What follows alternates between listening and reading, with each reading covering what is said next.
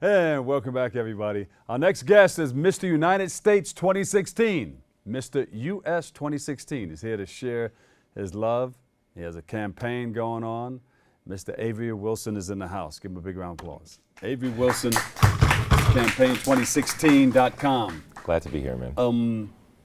Tell us about some of the work that you do and why do they call you Mr. United States 2016? Absolutely. Well, the Mr. United States organization is a brand new organization for young men across the country who really want to give back to their community. And so pageantry is the outlet. We find guys for teenagers as well as our Mr. division who really want to do some meaningful service in the communities, but also kind of focus on mentorship to be able to help our younger guys and be a great role model for the country. How'd you get involved in this?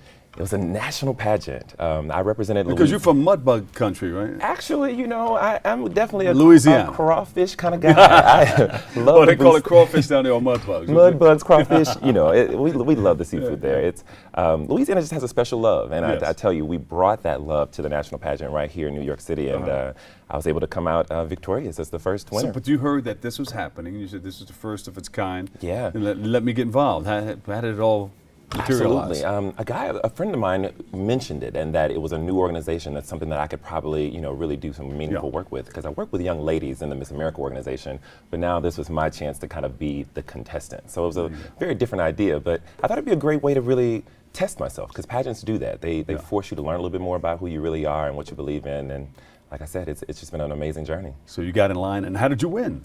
Wow, I tell you, it's full-on pageantry. A lot of people, when they're learning about this organization, they realize that it's everything for men that you see typically for the women in pageants. It's private interview, it's runway fashion, it's talent, and a culmination of all of those things kind of allowed me to be on top. But I'm very blessed and humbled by the opportunity. And what does love have to do with it? Love matters. It matters. It matters. That's my platform. We all were tasked to be able to give something back in the community with a platform, and mine is LOVE, Living Optimistic Values Every Day.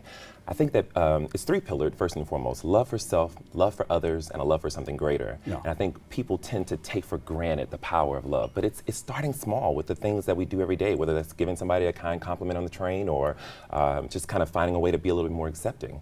And my goal is to really push that message nationally across the country so that we can kind of start to see different behavioral patterns once we start sowing more love. Now, in the South, that's easier to do. Did you find it more difficult in New York? Bob, that's so interesting you mentioned that. Just being on the trains here in the city, I'm always reminded that, this is just such a diverse place. And you're right. Down in the South, we have this hospitable thing where we're just, we love on each other all day long. It's just what we do. Yeah. But I will say, in places like this, that this is where I think the mecca of it really happens, because we learn more from differences. So seeing a little bit different things in terms of people with different experiences, learn behaviors, that's what makes us more accepting as a culture. Yeah, and I think a lot has to do with the media too. It just portrays, New York as being cold, but you find a lot of nice, warm people here too. You can extend that love right here. Absolutely. Disseminate a whole lot of love throughout the city. It's okay. Absolutely. Love matters. It matters. Yeah. It matters. Now, tell us about your pillars. You're elevating others through 8 pillars.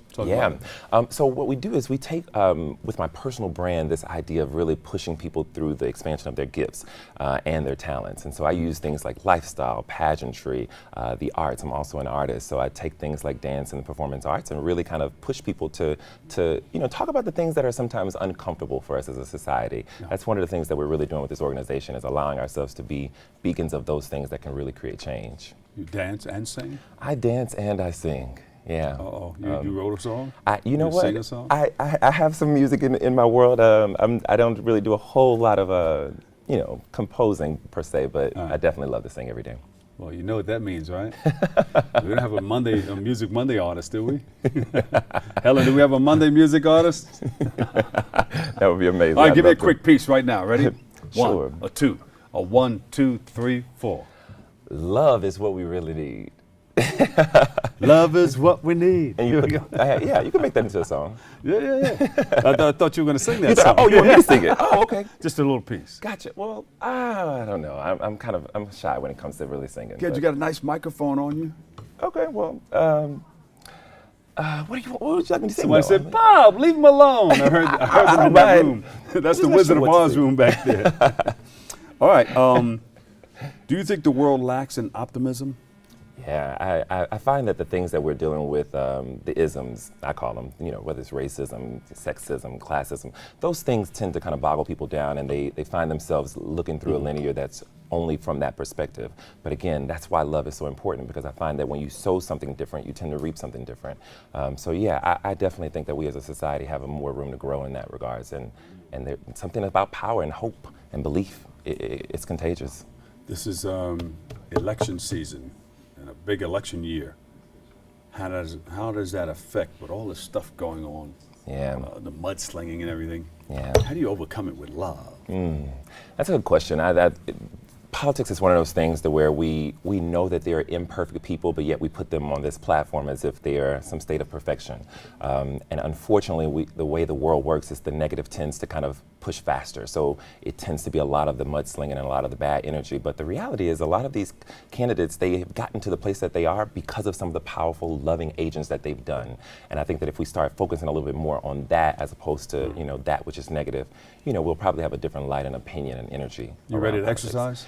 I am. Your right to vote. I am. I think especially, you know, as an African-American male, it's very important for me to, you know, be very vocal about why it's important to get out there and express our right.